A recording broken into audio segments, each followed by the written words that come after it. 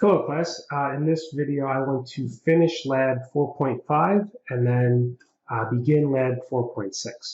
So in 4.5, if you recall, that was this lab, and we had just, I think, started to find the x-intercepts, right? So the original equation was this x squared plus 8x plus 15, and now we're asked to find the zeros, or the intercept.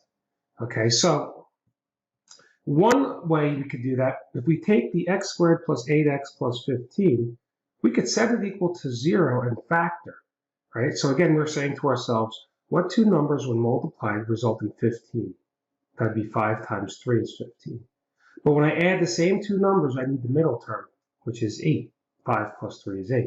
So I know that this is good, right? So again, when you're factoring a trinomial, ask yourself, what two numbers when multiplied result in the last term, but when added result in the middle term?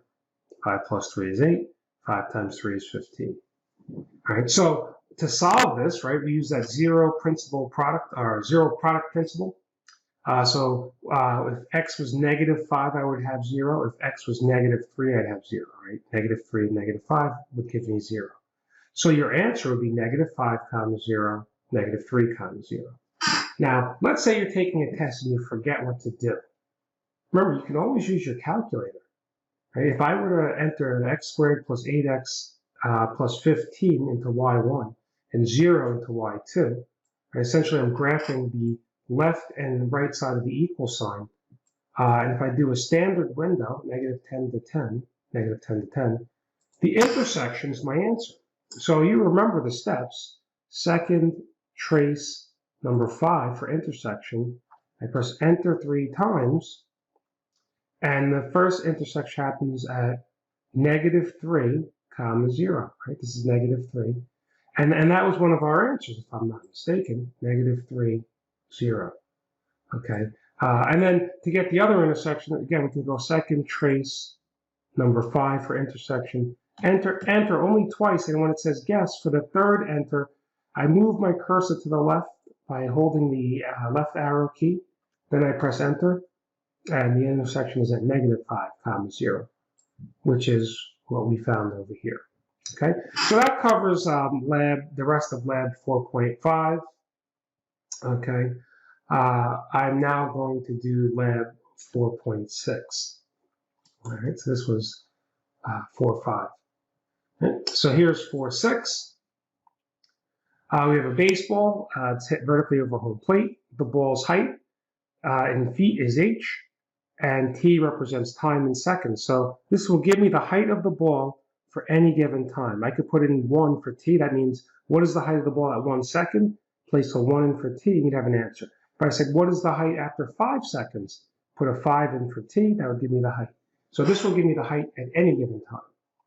If I say, what's the initial height? Well, the time would be 0. So if I put in a 0 for t, I'm left with 4. Right? So basically, the initial height is the same as the vertical intercept, which is the c in ax squared plus bx plus c. Or in this case, they're using t's instead of x. Right? So the initial height is 4 feet. Question 2, and this is a great test question, by the way. Maybe I could use a volleyball or a basketball, but the concept's still the same. All right, if I say, what equation must be solved to tell me how long it takes for the ball to hit the ground? Well, ask yourself, what is the height if the ball is on the ground? Right, if the ball's on the ground, the height would be 0. So replace the h with 0. Right, so here it is, my height is 0, but I don't know the time. Right, how long will it take for the ball to hit the ground? Okay, so again, we could solve this by graphing. I could graph y1 is 0 and y2 is the right side of my equation and get the intersection. Or I could use the quadratic formula.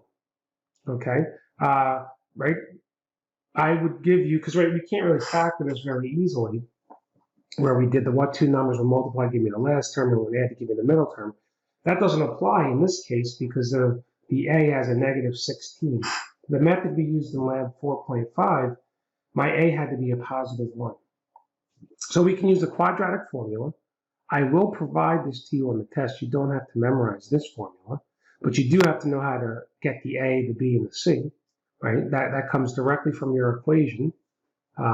Negative 16 is A, 48 is B, the 4 is C, right? And you have to substitute that into this formula. A lot of students have trouble doing this, so I tell students do it piece by piece, right? Do what's under the radical sign by itself. So when I actually do 48 squared minus 4 times negative 16 times 4, you end up with 2,560. Okay, so once you clean up this piece, and 2 times the negative 16 is negative 32, what I would suggest is put the entire numerator in parentheses, right? So there's my negative 48 plus the square root of 2560. If you have a newer calculator, you have to make sure you press the right arrow to get out of the square root sign or the radical sign, and I close my parentheses. So that's my entire numerator, negative 48 plus the square root of 2,560 divided by negative 32. Okay, so remember this says plus or minus, so this only handles the plus version. I press enter, and I get negative 0.0811. Okay. Now, the quick way to change this to a negative sign would be if you press the second key and enter, it brings back the last thing I did. And now I can simply just change the plus sign to a minus sign and press enter. Right? So that's negative 48 plus, negative 48 minus. So that handles the plus or minus. So one of these answers does not make sense. Right? The question is, how long will it take for the ball to hit the ground? This says negative 0.08 seconds. Well, there's no such thing as negative time.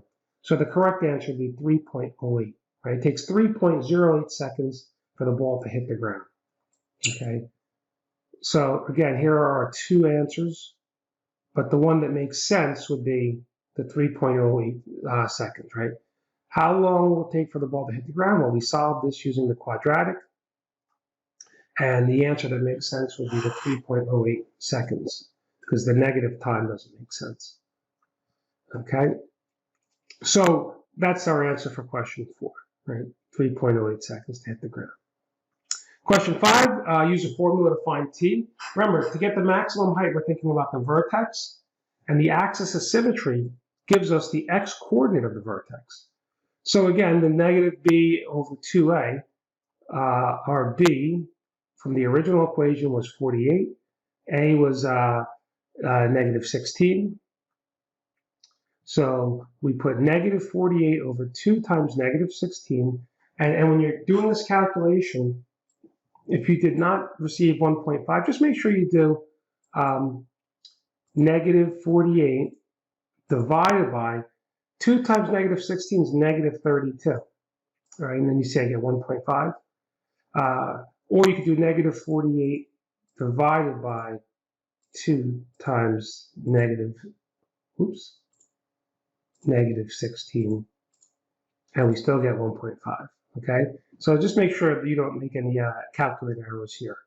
All right, so the axis of symmetry would be x equals 1.5 or t equals 1.5. So the time it takes to reach the maximum height would be the 1.5 seconds. Now to calculate the maximum height, well, remember, the original equation gives me the height for any time. We now know the time. The time is 1.5 seconds. What is the height? So we replace time with 1.5, you calculate, and our height equals 40 feet. So the ball reaches the maximum height after 1.5 seconds.